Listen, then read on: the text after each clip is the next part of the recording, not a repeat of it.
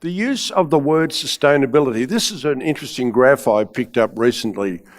In 1960, the word sustainability was used 0.401% of the time. 1980, 0.0001. 2000, 0.001.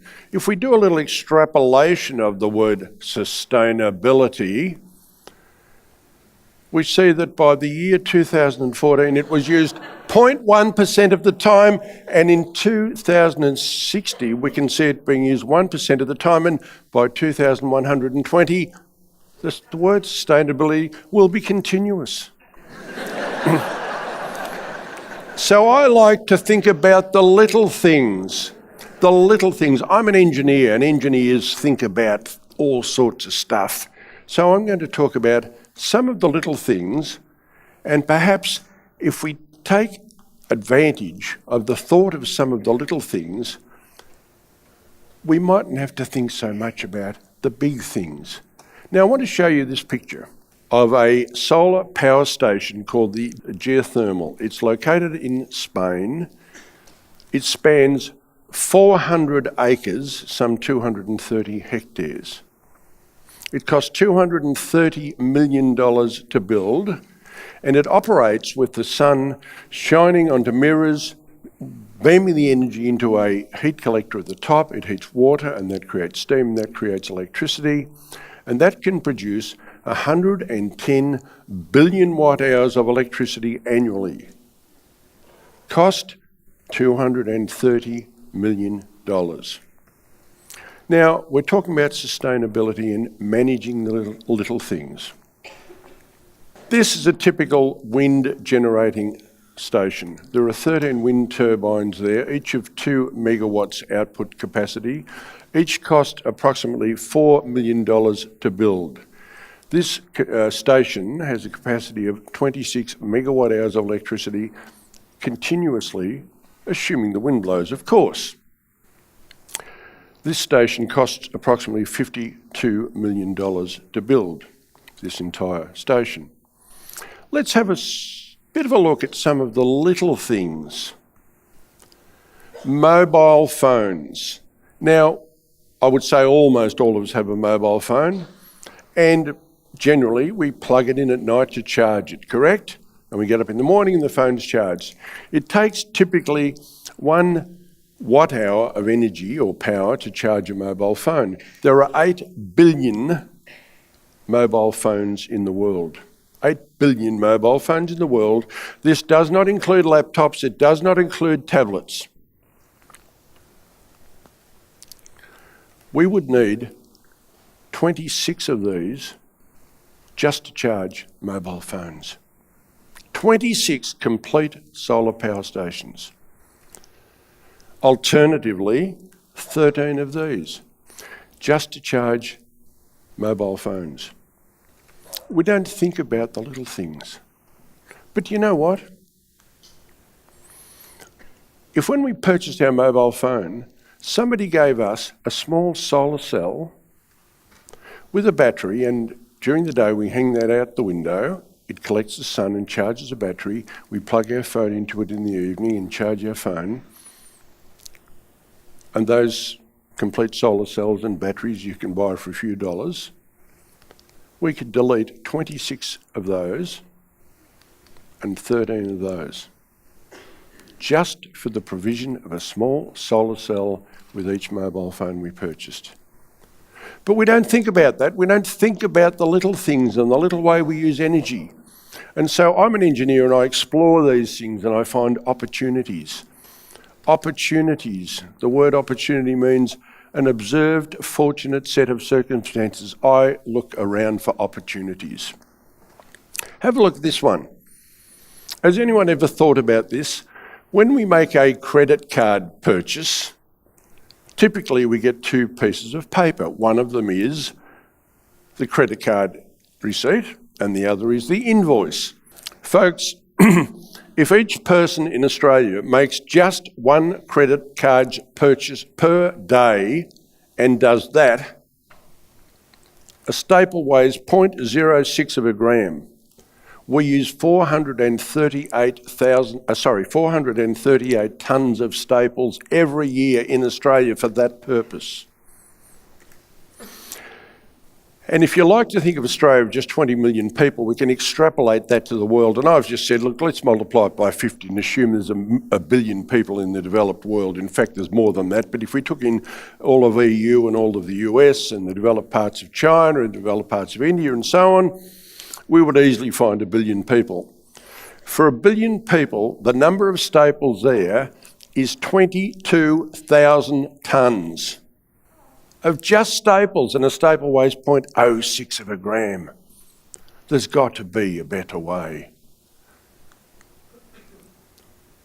One of those complete power stations would be insufficient to supply just the staples. It takes 6 megawatt hours of electricity or energy or power to make 1 tonne of steel. We use 22,000 tonnes of steel for staples. One of those would not be sufficient to provide the energy. But let's look a little further. How often do we go and purchase something with a credit card? I was in Sydney yesterday and I would say I had 10 taxi rides. Each time I got one of those. Checked out of the hotel, I got one of those. Every time that's printed out, there's roughly 10 centimetres of paper. For Australia alone, for 1 year, we print out 1.4 million kilometres of those receipts. For the world, 73 million kilometres of paper. Just to print these receipts. We don't think about the energy, the power, the trees, etc. to require these little things to happen. I think about these little things and say, how can we affect these? And for many of these, I have solutions. I find these problems and then I have solutions. I've found a better way. There are other ways to do this. This is unbelievable. You see, we do these things blindly, and this is not a criticism of people, it's just a fact that we're thinking about the big things like how can we make a bigger solar power station, how can we get more wind turbines, how can we do this, that and the other. These stations cost $230 million each. There's $6 billion worth of power stations there at 400 acres per station. And you've got to replace the panels periodically, you've got to clean them, etc., etc., etc., and distribute the energy. The mind boggles. But it gets worse. Let's wash our hands. I've measured this.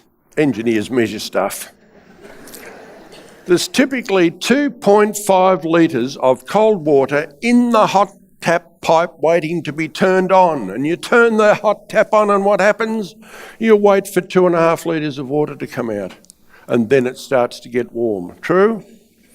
If each person in Australia washes their hands, and this includes showering, just 4 times a day, and I would like to think we all do it more often than that, this accounts for 73 billion litres of water wasted each day while we just wait for the water to get hot. Unbelievable. But it gets worse. It gets worse.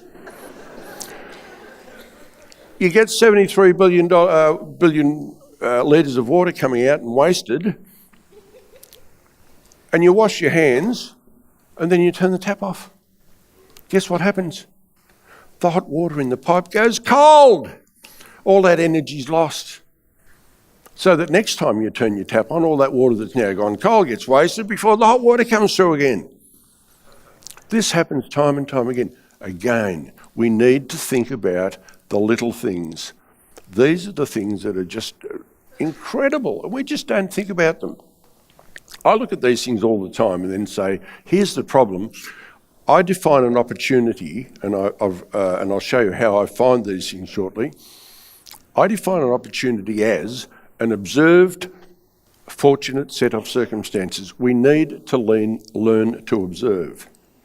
So I look and I observe, and only 5 things you need to look for.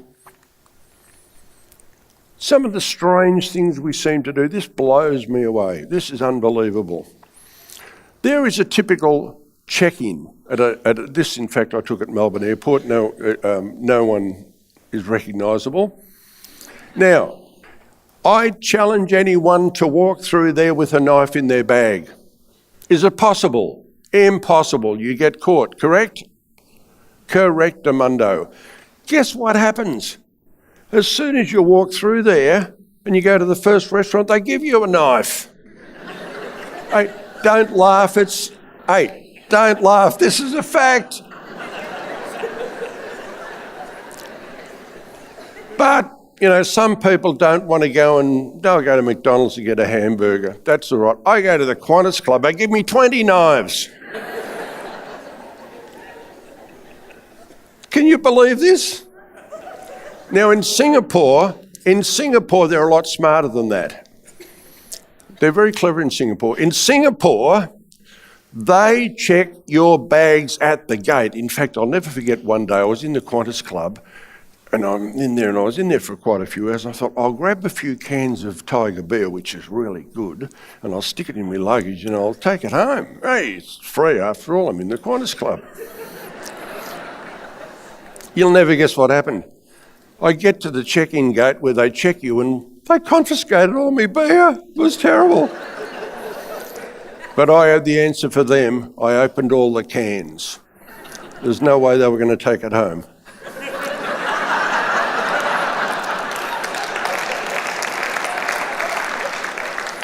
So we think Singapore Airlines have got the answer, or Singapore check-ins have got the answer, correct? Wrong. You get on the aeroplane, they bring your meal out, and guess what? They give you a knife. And if you're in first class, they'll give you 2 knives.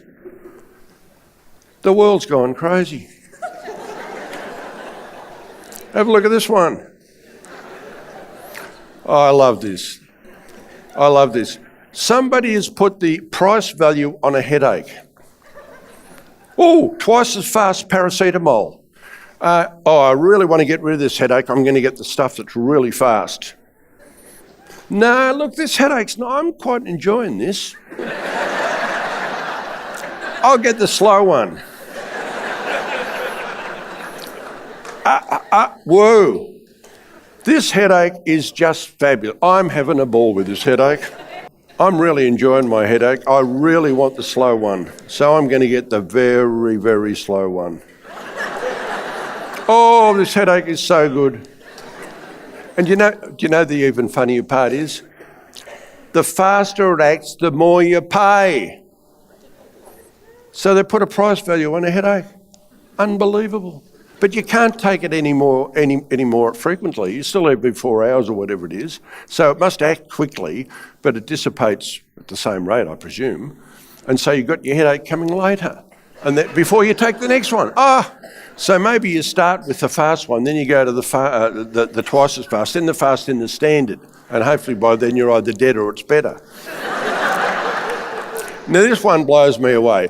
I was at a conference quite recently and the World Innovation Manager for one of the major pharmaceuticals was speaking. And I said to this dude, hey, listen, Cobber, do you sell... he was American, so I called him Cobber. I said, listen, Cobber, do you sell toothbrushes? And he said, of course we do. I said, you sell them in Australia? He said, mate, we've got half the market. I said, oh, that's interesting. I said, how many do you sell a year? And he said, I don't know. I said, well, I'll tell you 40 million. He said, how'd you work that out? I said, it's very simple. I'll show you how you do it. Let's assume there's 20 million people in Australia, correct? You change your toothbrush 4 times a year, true? That's 80 million toothbrushes a year. Can you believe that? 80 million a year? You got half the market, you're selling 40 million toothbrushes a year. He said, yeah, you're probably right.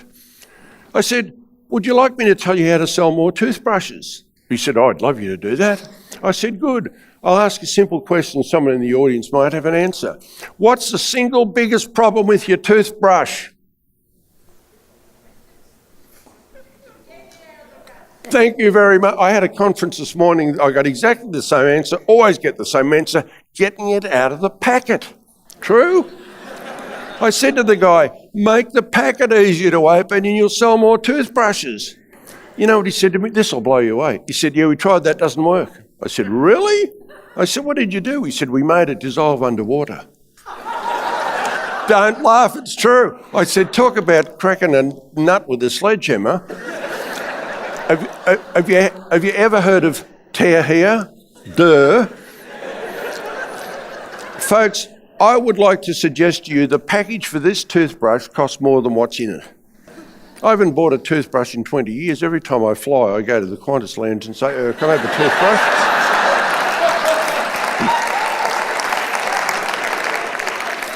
I shouldn't be revealing my trade secrets. I'll tell you, Qantas is probably watching this, I've got to tell you this too. The Qantas razors are the best in the universe. Now, blokes, you would know, razors are expensive, true? Like $7-8 each. Qantas Club, they're free. I have not bought a razor for a decade. That's a typical popular breakfast cereal, I won't name it. That there is a credit card, just to give you an idea of the scale of size. True? We're talking about sustainability, aren't we? And how we're saving the planet, we don't need so many solar panels, etc. Well, have a look at this. There's the fill line. A third of the package is fresh air. And we are carting this around the countryside at God knows how much expense, just to make us think we're feeling good and getting a lot of stuff for our money. The cardboard, I can tell you, costs more than the contents. Believe me. And this is what we do. And we're all suckers for this, aren't we? So this is the way I think about things. I'm not sure I have another particular slide, but just have a look at some of the silly things we do. Tweets, mostly irrelevant, and you would have to agree. I was at football with a mate of mine recently, and he tweeted the score to his son in England about every 30 seconds. Like, who cares? And in particular, we're both Essendon supporters, so who double cares? 500 million tweets a day, 400 billion texts a month, plastic coffee stirrers, 2 billion per day, and so on and so on. So we don't even think about this. We're thinking about the big picture. So how do I know all this stuff? How do I calculate these things? This is laughingly simple. I developed a simple tool called an opportunity matrix. I said, I develop opportunity as I define it as an observed, fortunate set of circumstances. That's an opportunity matrix. If you use that drawing, you can find all this stuff out. It leads to immeasurable opportunities for improvement in our life and our business, sustainability, and all the things we do. So my message is simply this. Manage the little things, and maybe the big things may not be so necessary. Thank you very much.